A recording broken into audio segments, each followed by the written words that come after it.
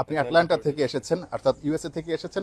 তার সঙ্গে একটু কথা বলতে চাই, এত দূর থেকে ওয়েস্ট ইন্ডিজে এসে খেলা দেখার ধৈর্য কিংবা আসলে এই যে একটা মানে প্যাশন, এটা আসলে থাকাটা সবার পক্ষে সম্ভব না। মানে আপনি কি চিন্তা থেকে আসলে এই সিরিজটা দেখতে এসেছেন, যে সিরিজটাতে আসলে শান্ত নেই, মুস্তাফিজ নেই, মুশফিকুর রহিম নেই, তাওহিদ হৃদয় নেই, সাকিব আল হাসান নেই, কেউই নেই আসলে, মানে কেন এসেছেন তারপরও?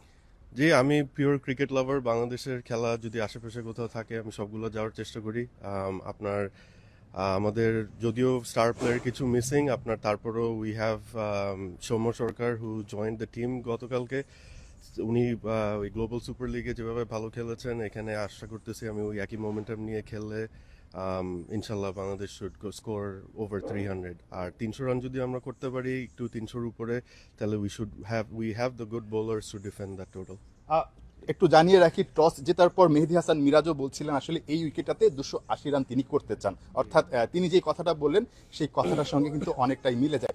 একটু আপনার এই টাইগারটা, বাঘটা দেখে আমার কাছে মনে হলো আসলে বিদেশে ট্রাভেল করতে গেলে এরকম একটা বাঘ নিয়ে প্লেনে চড়া কিংবা এত দূর আসাটা কিন্তু অনেক ভোগান্তির বিষয়। আপনি আসলে এই টাইগারটা নিয়ে ভোগান্তিতে পড়েছেন কিনা, বা না। আসলে কি ধরনের মানে বিষয়গুলো আপনাকে বিবেচনা করতে হয়েছে এই টাইগারটাকে সেই আমেরিকা থেকে টেনে আনতে?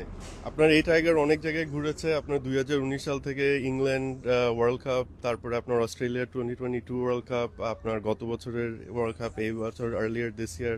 তো আমার সাথে ভালোই ঘোরা হয়েছে। এটার জন্য একটা সুটকেসের হাফ অফ দ্য সুটকেস এটাই থাকে, বাকি হাফ আমার কাপড় চোপড়।